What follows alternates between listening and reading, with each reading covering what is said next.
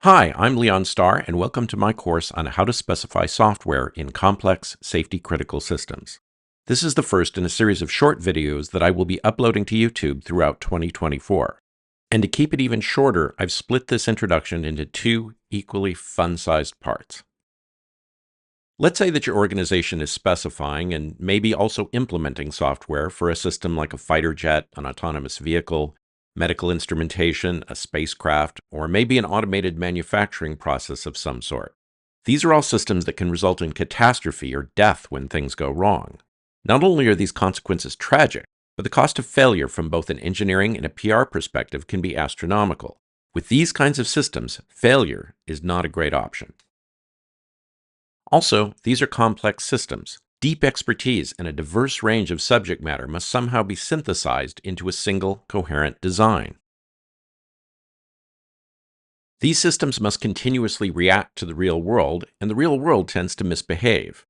So there are intricate synchronization and response reaction requirements involving specialized hardware interfaces. And of course, many sophisticated algorithms and machine learning components need to be coordinated. So some degree of specification is essential if we want to build the right system and be in a position to ensure that it is operating correctly and safely throughout its design and deployment. So my hometown Silicon Valley ethos of throwing together a rough specification or prototype and then turning the software developers loose, moving fast and breaking things, may not be right for your organization or project. If it is, then this may not be the course you're looking for. I admire your sense of adventure and good luck out there. For the small number of you still watching, you are my people, and we are going to have some fun. Honestly, I don't blame those of you who just want to sling some code because specifications can take too long to create, and when you do have one, they often don't provide enough useful guidance to the developers anyway. The desire to just get your hands on something real and deal with the consequences just feels right. Seriously, I've almost talked myself into just stopping this intro right now and running off to my IDE and coding all afternoon. Nah, that's just the coffee talking. So why do specifications fail us to the point we either don't do them, or we do them and the developers just do their own thing anyway? Let's start with English. English sucks, particularly when it comes to specifying software requirements. I'm still trying to learn French and Swedish, but I'm pretty confident my assertion holds up with these and all such natural languages. Natural language usually works great for us humans. That's because so much of human cognition is context-based. We're able to switch context quickly and usually with little conscious thought. One result is that natural languages have ambiguities in them that are expected to be filled by context. Mechanical computing sits at the opposite extreme, where we must supply all of the context. So natural language is insufficient to directly drive the creation of software. If you're relying primarily or entirely on natural language to specify the desired behavior of your complex software system, you're going to find this rather difficult, if not impossible, to accomplish. And yes, I'm aware that large language models exist and are improving at an astonishing pace. I'm super excited to welcome our robotic overlords. But when it comes to safety, we still need to know that our specifications are correct, and we still have the problem of engineering the prompts. In this course, I'm going to make the argument that the right models give us the power to bridge the ambiguity and other limitations of natural language. And this will provide the quality of input we need for human, automated, or AI-driven development. But first, let me color this in with some of the issues with natural language that I and my colleagues routinely encounter in even the most highly safety-regulated organizations. When you read through a requirements database, you're going to encounter ambiguity. For example, it won't be long before you find the same word being used to mean different things. You'll also find multiple words being used to mean the same thing. And the word and writing style will vary based on who wrote what mood they were in at the time, the day of the week, and the phase of the moon. Sometimes precise terms are used in one place and vague terms elsewhere. When confronted with a contradiction or uncertainty while writing, it is tempting to write a nebulous description so that you can just move on to the next. And we get away with it since the reader may fill in the gaps with their own assumptions, not realizing that there are other possible interpretations and that important details are missing. When requirements are deep and lengthy, as they tend to be in our sort of systems, it is easy to obscure contradiction. That's where a requirement in one part of our database directly or obliquely negates another somewhere else, sometimes right in the same paragraph without us realizing it. Our reliance on natural language makes this quite easy. Of course, we could be really careful with our writing, do reviews and such, but the thing about these problems is that they aren't always so obvious. You can read the spec over and over and not find the ambiguity, contradictions, inconsistencies, etc. Because again, your brain is filling in the gaps with assumptions without you realizing that they are, in fact, assumptions. And extensive reviews and rewriting just takes a ton of time and effort with diminishing returns. So spending a lot of effort writing and reviewing better is only going to get you so far. What can you do about it? A lot of organizations just go light on the specification and let the developers ferret out all the trouble and fix it as they go. Then backfill the documentation as the problems, those that are actually discovered, that is, come to light. This is a risky and expensive option. Risky in the sense that you are depending on the issues being resolved in the code. There it is even more difficult to determine whether the problems were in fact discovered until catastrophe strikes, and expensive with the repeated refactoring and redesign of the code to accommodate the issues that are discovered. It is well documented that the later in the process that you discover a problem, the more expensive it is to fix.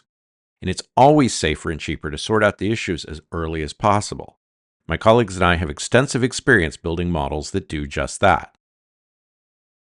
Here I'm presenting a third choice, and that is to let the models do the heavy lifting when it comes to defining terminology, logic, synchronization, and essential computations.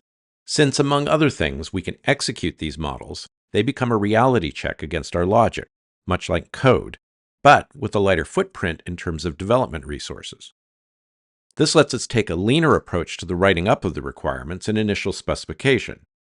We can then use our models to reinforce the writing and deliver a specification with systematic case coverage, nice hooks for traceability, and all the good stuff we need for safety.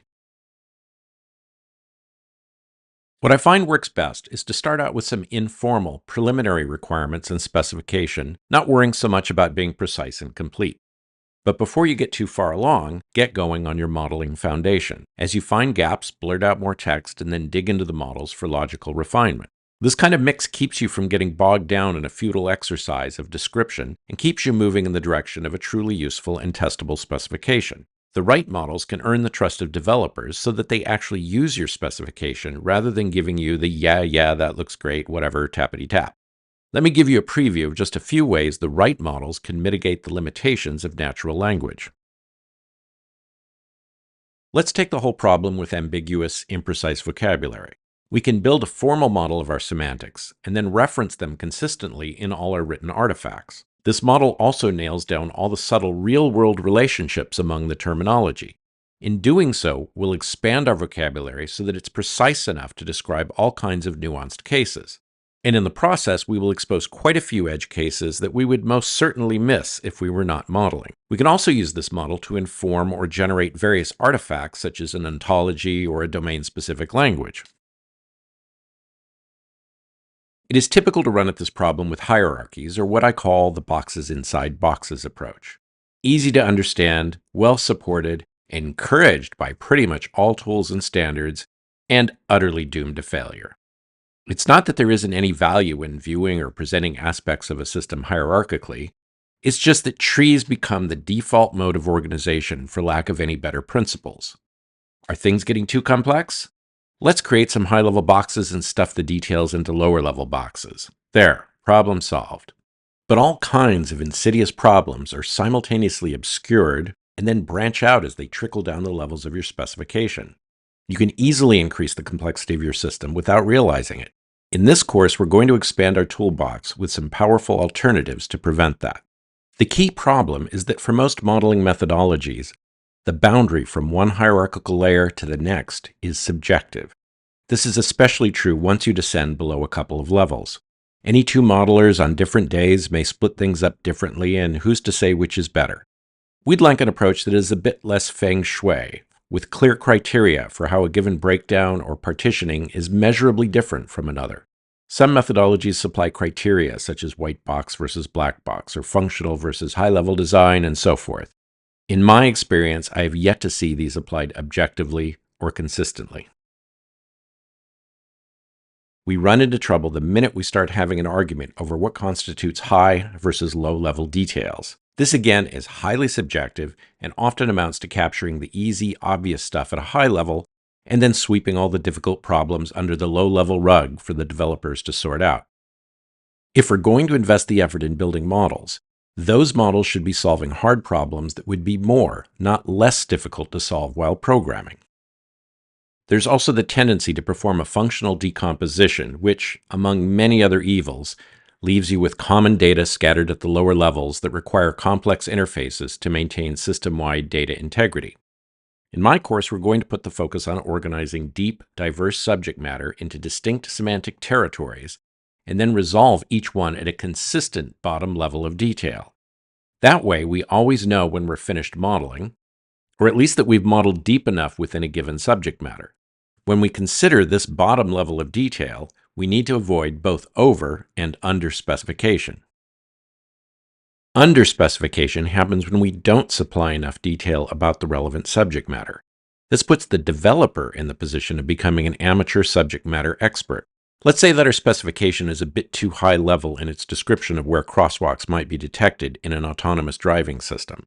Our programmer here decides to code an intersection container class with crosswalks as a component. This actually happened, by the way. Later, the system fails to react to a non-intersection crosswalk. So now we have a potential road hazard which could have had disastrous results. And on top of that, a redesign, all because the application failed to convey the traffic expert's knowledge to the development team. With overspecification, we go the other direction and tell the developers how to write the code. They don't want you choosing their classes, processes, threads, functions, and so on. They really don't like it when you suggest how the code should be organized in some sort of block hierarchy. They're quite capable of refactoring as necessary. The problem is that once you pollute the specification of the subject matter with design hints or high-level design elements, whatever you want to call them, the developers are sometimes not sure if a thing in the spec is an essential requirement or just a design hint.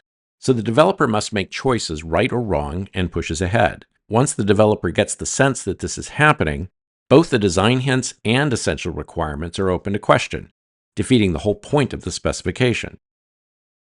But you can do a lot better. You don't need to rely on the tired box-in-a-box approach to manage the details and complexity of your specification. In part 2 of this introduction, I will introduce 3 powerful ideas that, used in combination, will set you up for success so that you don't end up over-specifying or under-specifying, and maintain a consistent level of detail throughout your software system specification.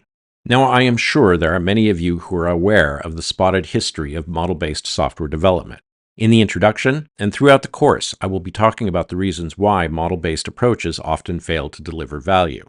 That said, I wouldn't be publishing this course if I hadn't experienced some stunning successes and had a realistic sense of the real-world limitations of modeling approaches.